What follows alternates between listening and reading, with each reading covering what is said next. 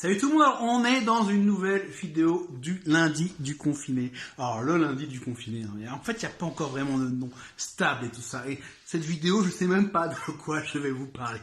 Tout simplement parce que ça fait une semaine que je cherche un sujet. Mais à chaque fois que j'ai trouvé un sujet, je me dis non, tu l'as déjà fait en vidéo normale. Alors là, j'ai plusieurs sujets notés sur un bout de papier. En réalité, le bout de papier, c'est le Mac.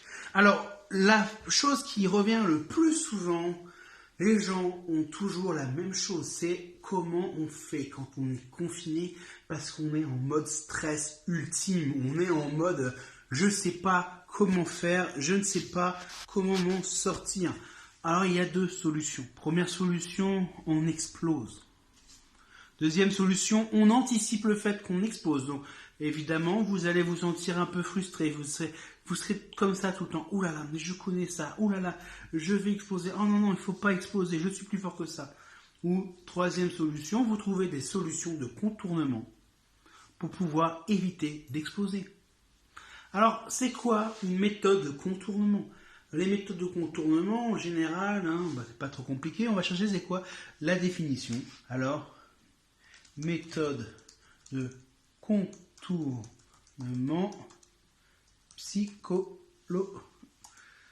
Alors, méthode expérimentale ou il y a même pas mes théories du détour. Bon, bref, il n'y a pas forcément la réponse. Alors, qu'est-ce qu'on pourrait faire? Par exemple, moi, comment je définis cela? C'est par exemple, vous avez une peur chronique, un trouble anxieux, et pour éviter de faire une crise, vous allez simplement vous mettre à réciter le nom des constellations avec à chaque fois, dans chaque constellation, le nom d'une étoile. Enfin, ça c'est une méthode. Il y a d'autres personnes qui vont utiliser, tout simplement, ils vont réciter l'alphabet à l'envers, d'autres vont réciter toutes les espèces d'oiseaux par catégorie, par race et tout cela, ainsi que les sous-espèces et tout ça. Tout cela, ça permet de détourner votre attention, détourner tout ce qui finalement est angoissant, oppressant. Vous pouvez le faire. Trouvez-vous quelque chose qui vous permet de contourner le problème. Et une fois que vous avez contourné le problème, vous pouvez analyser ce qui s'est passé quand vous êtes au calme, lorsque vous êtes dans un lieu qui vous est sécurisant, qui vous est propre à vous, que vous pouvez maîtriser. Alors, j'ai vu récemment dans une série, Les Petits Meurtres d'Agatha Christie, la nouvelle monture qui vient de passer, il y avait une méthode de contournement qui était assez intéressante. L'individu a souvent des crises d'agressivité. Alors, pour éviter cela, la psy lui dit, imaginez que c'est un petit chaton. Alors, c'est une méthode de contournement.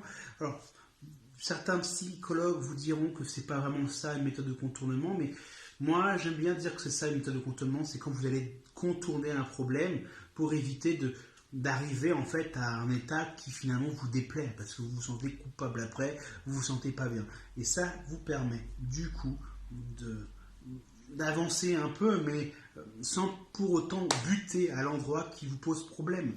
Il y a des méthodes de contournement comme par exemple l'élastique que vous mettez autour de votre poignet pour vous éviter de vous ronger les ongles. Il y a plein de méthodes comme ça. Et là, en fait, pour le stress qui est lié au confinement et tout cela, vous pouvez créer finalement dans votre journée des étapes pour éviter de tomber dans la peur de la monotonie. Vous pouvez créer des rituels qui vont vous permettre du coup de vous calmer. On se moque souvent finalement des personnes autistes qui ont des rituels. On se moque souvent des personnes très névrosées ou psychotiques qui ont des rituels. Mais en réalité, les rituels, ça a un seul but. Ça se permet de vous calmer, d'avoir finalement du contrôle sur une situation qui, de base, on n'en a pas de contrôle dessus. Ça permet d'éviter d'avoir peur d'une chose. Par exemple, quand quelque chose qui est imprévu vous arrive, grâce à des rituels ou des méthodes de contournement, ça vous évite d'être « Ah là là là là, c'est pas possible, c'est pas possible ».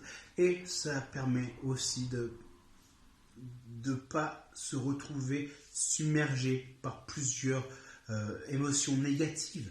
Parce que le plus souvent, lorsqu'on est submergé, lorsqu'on est choqué, lorsqu'on est en déprime à cause de quelque chose sur lequel on n'a aucun contrôle, comme le confinement, ce sont des émotions négatives. Ces émotions négatives alimentent chez nous des choses qui nous effraient, des choses où on se dit je n'ai plus le contrôle sur moi-même, je n'ai plus le contrôle sur mon quotidien, sur les choses qui sont importantes. Et donc, qu'est-ce qui se passe? On va mal. Et comme on va mal, c'est un cercle vicieux qui s'auto-alimente avec nos frustrations, nos peurs, nos doutes, nos craintes.